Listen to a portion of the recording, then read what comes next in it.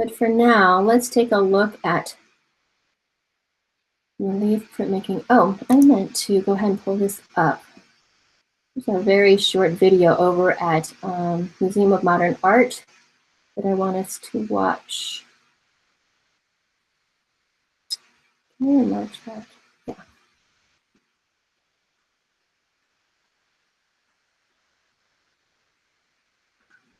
Relief printmaking, the first print process invented, had its origins in seals in China around 255 BC. If you think of relief printmaking as a stamp, which is a very basic transfer of an image from one surface to another, that is the initial concept of relief printmaking. The image area is raised, whereas the non-image area is lowered. So if you think of a plank of wood and you carve away the white areas, what is raised would become the image area. One of the modern inventions, linoleum, for what we call a lino cut or a linoleum cut, provided artists with the opportunity of working on the material in a way that was new and unique. Relief printmaking, as the earliest form of printmaking, is still the most accessible form of printmaking. Because a press is not required to transfer the image from the block to paper, it allows artists just about anywhere in the world who have access to a small amount of materials, whether they be wood or linoleum, and a small amount of ink to be able to create an image. Artists like relief printmaking because it affords them the opportunity to have a very direct, low-tech way of working to produce bold graphic images with strong blacks as well as fine detailed lines. Its accessibility allows for a variety of marks and sensibilities, both abstract and representational, both things that involve text as well as images.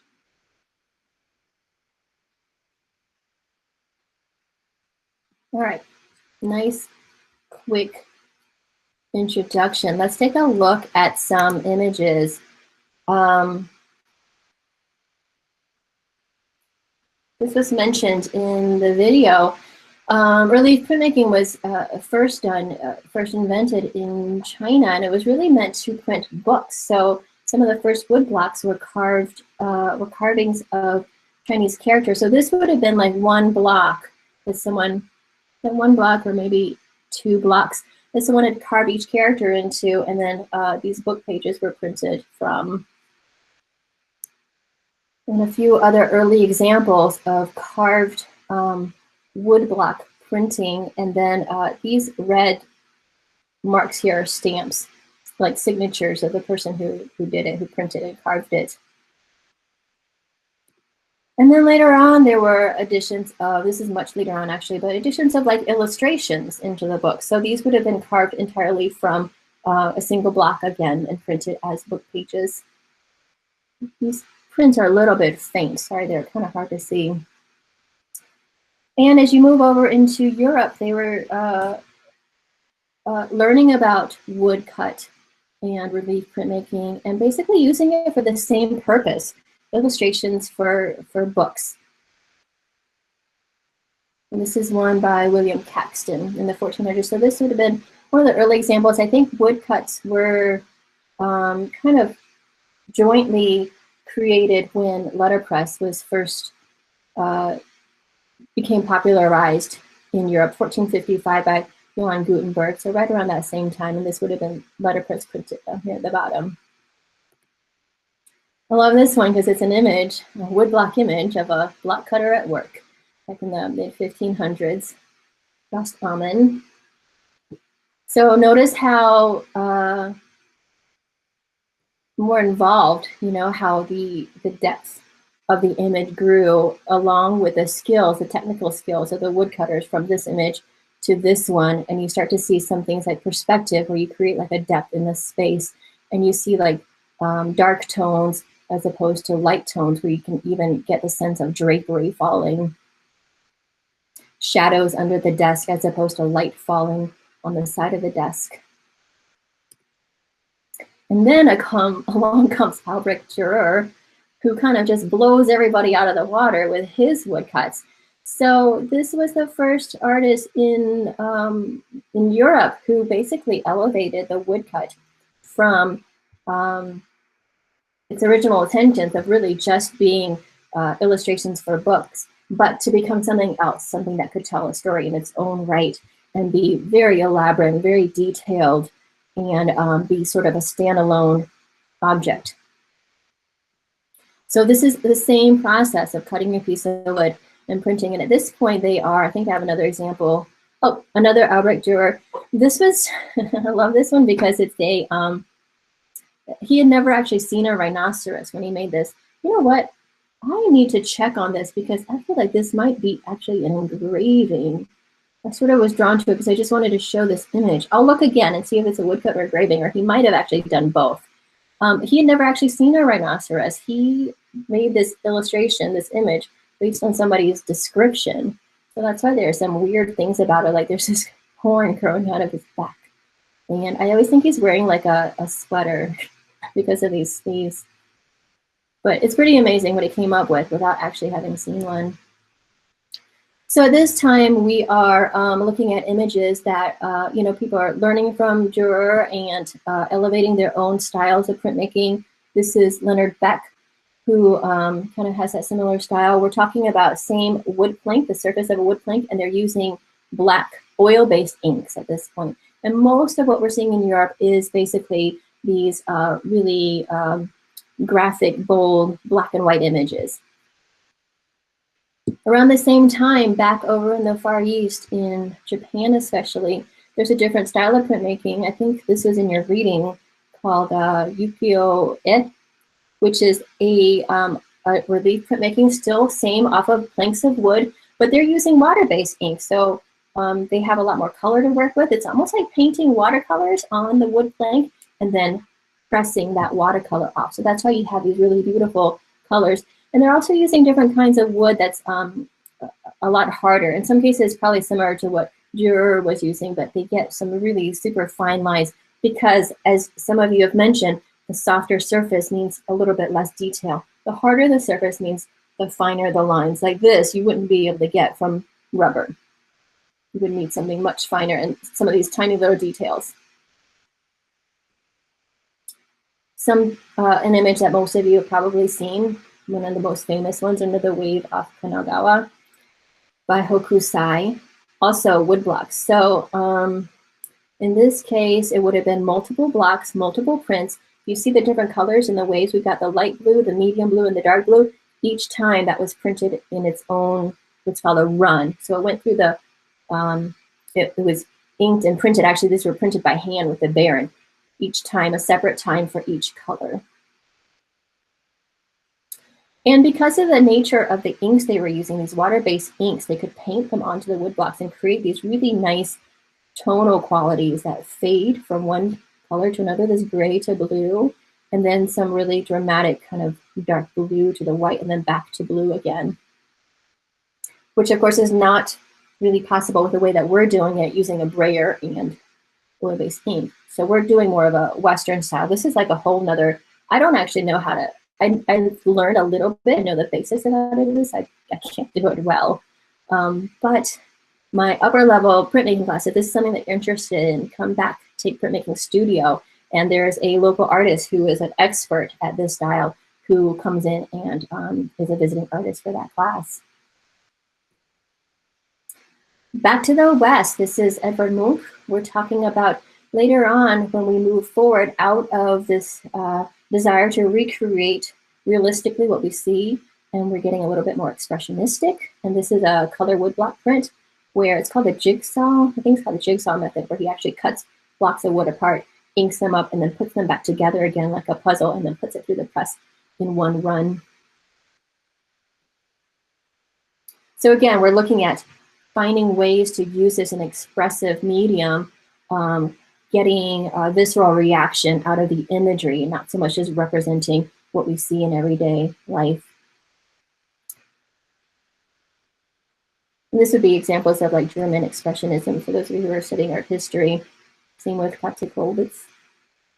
Self-portrait, plank of wood. I just love all the different strokes that she uses, that she doesn't really worry about getting all the little details of her face just right, but she leaves these shadows where you can see the shape of her eyes, underneath her eyes, the shape of her nose. This is just a black spot, but you can see how heavy that shadow is cast across her face. And we know there's probably not a grid of lines across her forehead, but this creates that illusion of the wrinkles in her brow. So then in the mid-1900s, we're going into this place where we're going back to more representational, but in a way that sort of talks about contemporary events. So this is by Ignacio Aguirre, who is famous for a lot of his works that refer back to the Mexican Revolution. And this is about Emiliano Zapata. So the revolution would have been like early 1900s, 1910 to 1920s. So this is a later woodcut that is made sort of in reference to this leader. Same thing was happening over back in China. This is black and white woodcut. And I think a lot of people were using these as kind of like Phil Sanders was talking about in the video, you know, just because it is so bold and graphic, and it can be really dramatic in the way that it depicts imagery. And it just has a different quality to it because of the nature of the woodcut being just black and white. And it can really tell a story in very bold ways. So this would have been about the struggles during the Communist Revolution in China. Sharecropper by Elizabeth Catlett. She's one of my favorite woodcut artists just because she's so good at creating depth in the textures that she creates. So notice that a lot of these textures are actually very similar in the background and in her jacket, but the jacket has these soft curves in them and you kind of feel it falling away from her shoulder. And then the background is something kind of different. It feels like maybe tall grasses. And then check out these patterns that just sort of go around her head in the straw hat. It almost creates like a halo. And just the hint of light that hits across this surface, just because she's cut away a little bit more here to create that, that effect of light hitting the brim of her hat. Same with this shirt right here, just cutting away a little bit more creates that bright white lightness.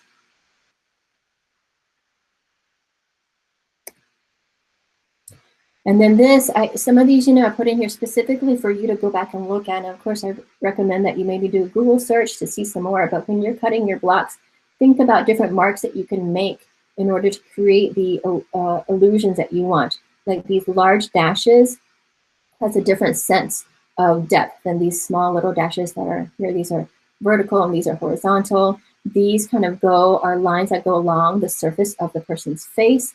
And I love these lines that sort of show the curve of the skirt. And same here too, the curve of the skirt, but also the way the light is hitting it right here. A lot more is cut away to create the sense of light. And as it goes back, it's getting darker into the shadows, but you can still see those hints of how the folds are curving. And notice that there are lots of patterns and textures right here, but they're not competing with each other because it's been treated in such a different way that looks like the way basketry looks. Whereas this is just a different kind of a surface, a different pattern that creates the look of the ground that they're sitting on. Sometimes you want certain things to stand out. And in this basket of fish, they've created this lighter sort of tone of the fish and left the background black. So they kind of like pop out a little bit more. They don't get lost in the patterns and textures of the basket. Oops, I skipped one I did. Hawaiian Birds by Emily Packard. I'm sorry, I don't really know the date. I think it's mid-1980s. I didn't find a date for this, but this was when she lived 1914 and 1998. She was a contemporary, I think a friend of Frida Kahlo's, but I just wanted to point out we're not really working with color in this class. There are times when we can in other printmaking classes, but I just wanted to show you a few examples of the exuberance of what color can bring to relief block printing. This is another one of those examples too of the chatter. Notice that this is all the stuff that is essentially like cut away, but there's enough left over to create this feeling of movement that kind of flows through the print.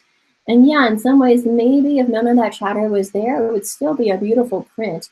But it adds like another level of depth to it, I think, that I actually really love. I love relief printmaking, so that's part of it. Another example of color printing. So this would have been, I think, I don't know for sure, but I think this is a color, multi-block. Is this a multi-block print or is this a reduction cut?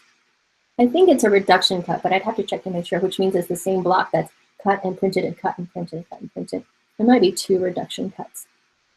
But again, think of this in terms of each color's printed one at a time. So you would probably start with yellow and then print the green on top of that, and then probably the dark blue on top of that, which is maybe in some cases, I'm not sure if this is green ink or it might be blue overlaying the yellow that makes that green tone. And then all the white is just basically the parts where everything's all cut away. We're just seeing the white of the paper. Fantastic textures. Look at these little V cuts right here, and the little dots over here, and the dashes that follow this curve here. And then again, the chatter that's left behind that adds this activity going along in the background. The hint of these tiny little lines, I don't know if you can even see those, is so subtle, but it shows the light hitting the side of this tree just by those tiny little dashes there. Another contemporary artist, Karen Kunk, who does a lot of exuberant color.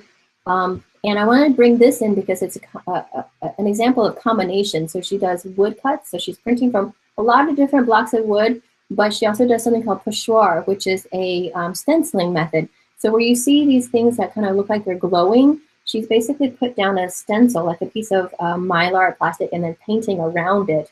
So there's an addition of a painting technique along with printing, and that's what creates sort of like that glow. We'll talk about that a little bit more in screen printing, I think, because it's more closely related to screen printing. And then one more where it's a combination of woodcut and just this tiny little bit of color that's been screen printed right here. And that's all I see. So I just like it when artists find, they know what they want, and then they figure out what best processes they need to make it. And in this case, cutting a block of wood for just this one bit of blue just it didn't really make sense. So screen printing it makes more sense. This is another one where the chatter makes a huge difference. Like it's almost like a motion blur to me in the background, seeing that chatter in the background. A lot of nice movement. Oh, I want to finish this up with just a little bit of wood engraving, just so you get a sense of what wood engraving is about. So what is in his hand, this is Tony Dreyfus, who is holding a block that he has engraved. And it is basically like a cutaway cross section of a tree. So this is basically the width of the trunk that you see there. I think in woodworking terms, I don't know if any of you guys are woodworking, is it like a cookie or a biscuit that it's called? When you cut away a section of a tree like that. So we're looking at what's called the end grain instead of the plank side grain that you would see like on the surface of a table, but you're looking at the top of the block that's been cut. And that, if you use the right kind of hardwood, it's a really, really tight end grain. You can really fine details from wood engraving. So that's shown in this example here, really, really fine lines. That whole is kind of a whole nother history involved with that too. This is Gaylord Chanelak, who is one of the wizards at this wood engraving. And he has a knack of combining color block printing with wood engraving. So these are all wood engravings that are each printed in multiple colors. So it would have been, I think there are 3 shades of green in here. And I think there are 2 or maybe 3 shades of this purplish gray. And all of that, you can see some in here too. And all of that kind of layered on top of each other gives this fish kind of that luminosity that you see. These little parts right here are just basically the white of the paper showing through.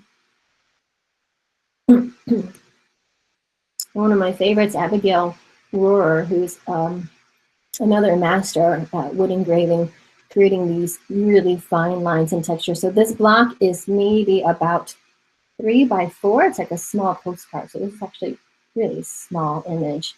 And I just blew it up here so you can see all the fine details. And she's really great at carving text as well.